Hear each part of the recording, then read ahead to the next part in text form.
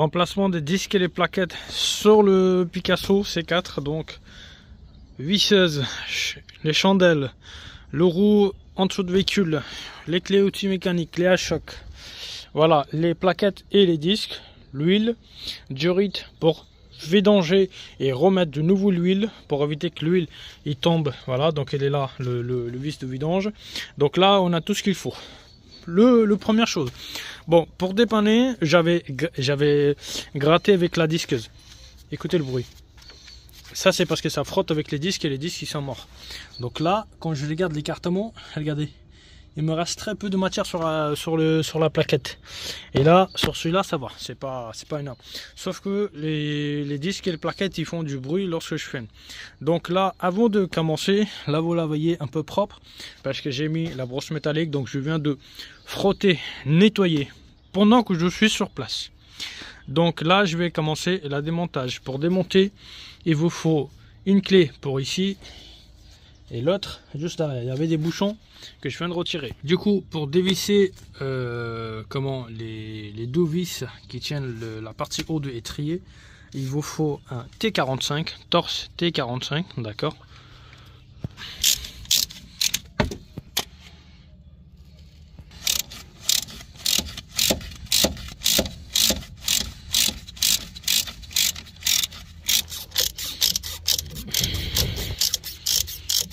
Ils sont desserrés, donc une fois avant de les retirer, moi je fais différemment parce que les gens ils poussent le piston avant, moi je le fais différemment. Donc moi je le desserre et moi je passe un tournevis et il faut forcer. Il faut prendre un tournevis costaud.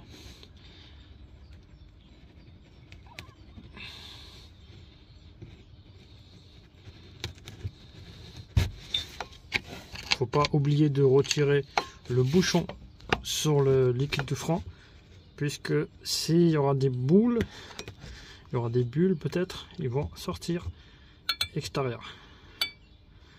Voilà, là logiquement j'ai réussi à pousser le piston. Voilà. Maintenant, hop, j'ai plus qu'à retirer le vis. Voilà, je vais la garder ici. Je retire le deuxième qui est en haut. C'est plutôt en haut qui est un tout petit peu compliqué.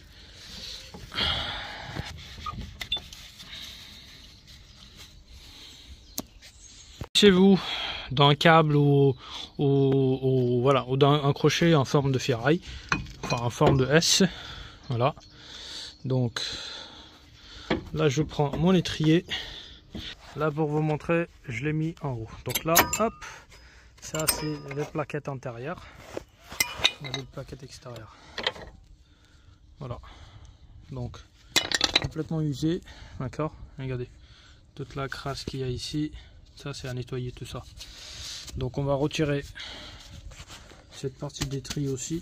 Dévisser cette partie d'étrier. Vous avez un écrou là, un écrou là. Du coup il vous faut un VT 55, en gros torse de 55. Voilà. Donc là du coup j'ai forcé, j'ai réussi sans avoir nécessité de servir avec le dégrippant. Voilà.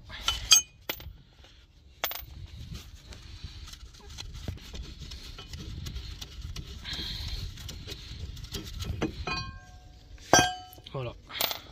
J'avais prévu de changer le roulement. Ah, honnêtement, nickel, il n'y a rien à dire. Ça c'est normal, ça c'est le cardan. Voilà, là j'ai rien à dire, impeccable, ça me fait moins de boulot. Comment il est cette partie d'étrier, voilà. Bon, c'est une partie fixe, hein, d'accord. Donc ça se met comme ça, voilà. Et là regardez à quoi il va ressembler après avoir le nettoyage.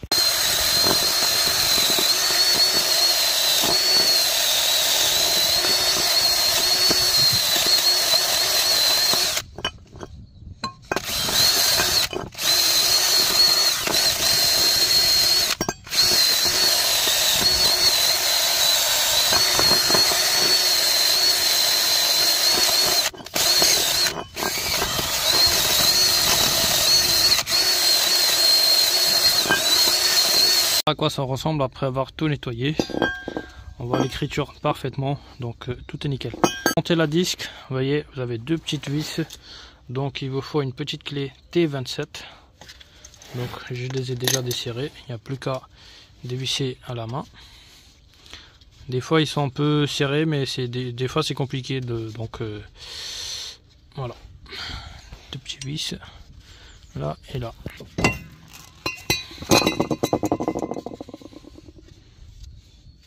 Nickel. Vous voyez, ça c'est les anciens qui ont fait ce boulot là. Ça c'est très très professionnel. Vous voyez, ils ont laissé la graisse cuivrée et ça fait que ça s'est démonté assez facilement et c'est même pas rouillé. Tout ça, ce que vous voyez orange, c'est de la graisse cuivrée. Ça c'est bonne chose, ça. Magnifique. Regardez. Là on voit même qu'on a perdu une épaisseur. Bon, on aurait pu reformer le disque, mais je préfère laisser le disque l'ancienne, comme je change les plaquettes. Même si je suis pas professionnel, les professionnels ils disent toujours vous changez de plaquette.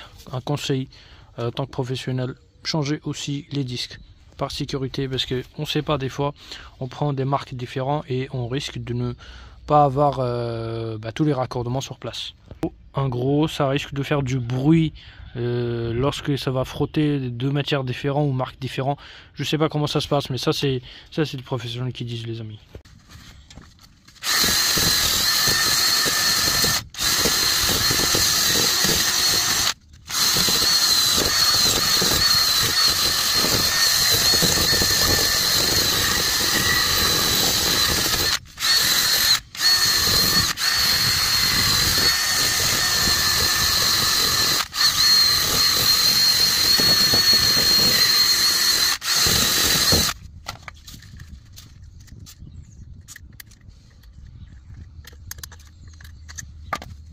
Regardez à quoi ça ressemble la partie devant, là on va venir installer le disque. J'ai nettoyé, frotté, et là j'ai nettoyé en franc.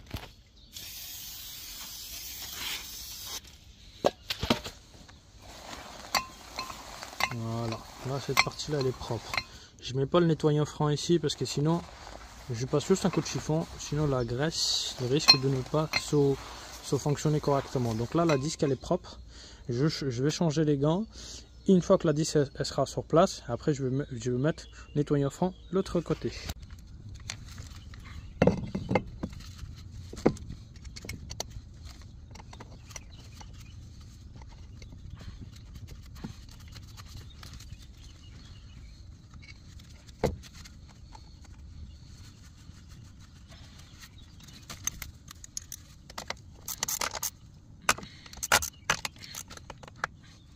Une fois que le disque elle est fixé, je viens nettoyer cette partie là côté devant.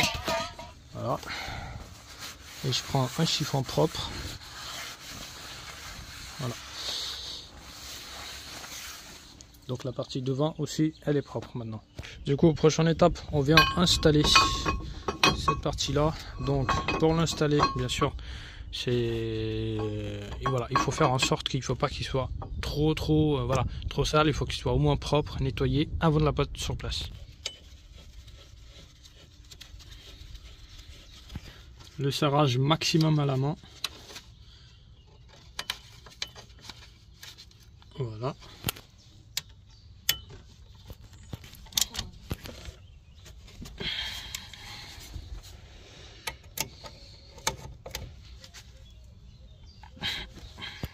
Bon, chacun a sa façon de travailler. Donc moi je viens de fixer cette partie là. Maintenant je vais retirer et trier. D'accord, on va nettoyer, on va faire un grand nettoyage à l'intérieur des triers. Côté extérieur je l'ai fait exprès avant, comme ça je vais pas salir la nouvelle disque et la nouvelle plaquette. Donc là extérieur c'est déjà nettoyé, plus qu'à nettoyer à l'intérieur.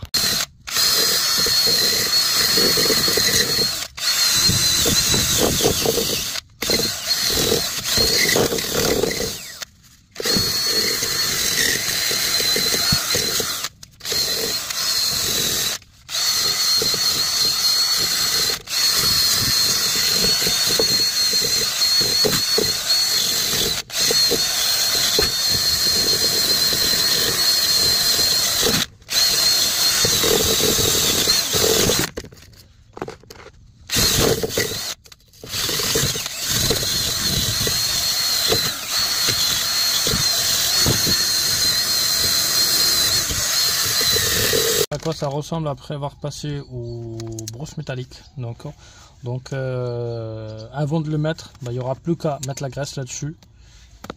Et une autre chose, avant qu'on oublie, donc vous prenez les deux plaquettes, d'accord, comme ça plutôt. Voilà. Donc, il faut les frotter un petit peu entre eux. Bon, c'est pas tout le monde qui le fait, mais moi je préfère le faire. Parce que vous avez une petite couche de finition là-dessus. Si c'est pas parti, si c'est pas enlevé cette couche-là, vous risquez d'avoir, voilà, que les francs ils vont s'engrasser au début. Donc, voilà. Vous voyez, voilà, là c'est propre. Là je peux l'installer.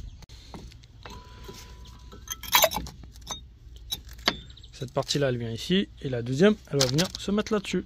Donc on fait pareil, on vient retirer notre fameuse protection qui était fournie pour le disque de base. Voilà, là le disque elle est propre toujours. Voilà, hop, très bien.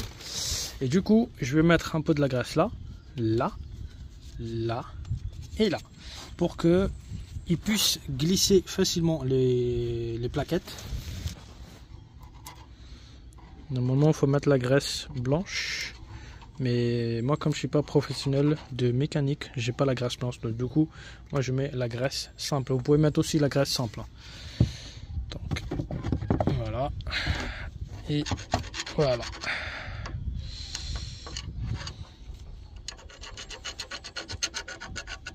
Je prends le deuxième étrier, enfin de deuxième plaquette, je viens la mettre ici.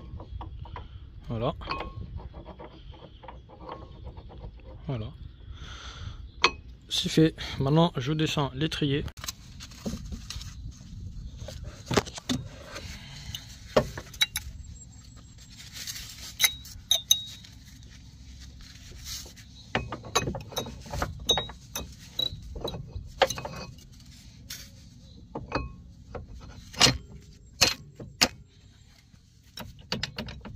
Juste qu'on soit sûr, voilà, elle est bien installée.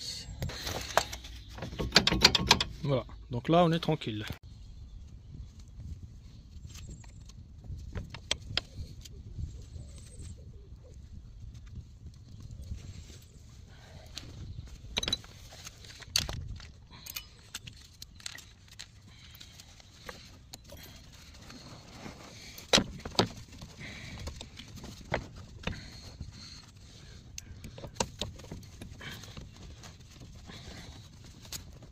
Les vis ils sont serrés, là vous venez mettre les bouchons.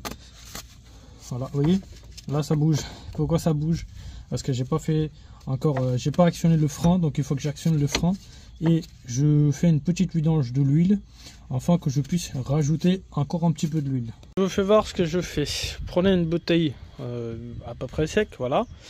Donc sachant que cette huile là je vais pas m'en servir, d'accord.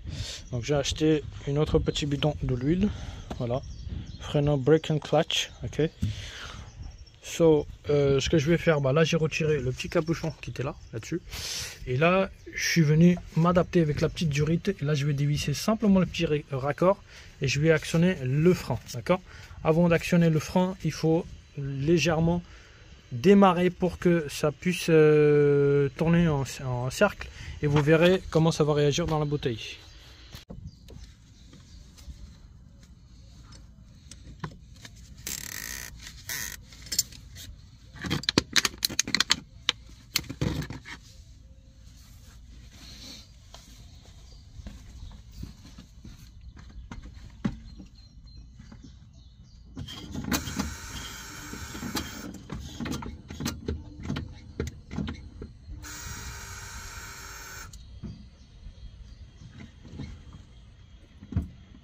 Du coup j'ai démarré, j'ai actionné, il y a un tout petit peu qui a coulé. Ça c'est normal parce que peut-être qu'il ne doit pas être à sa taille. Regardez de tout ce qui m'a sorti. Donc ça c'est en faisant le petit purge de frein. Donc là du coup on ferme bien le bouchon, on met le capuchon, on nettoie avec le nettoyant frein.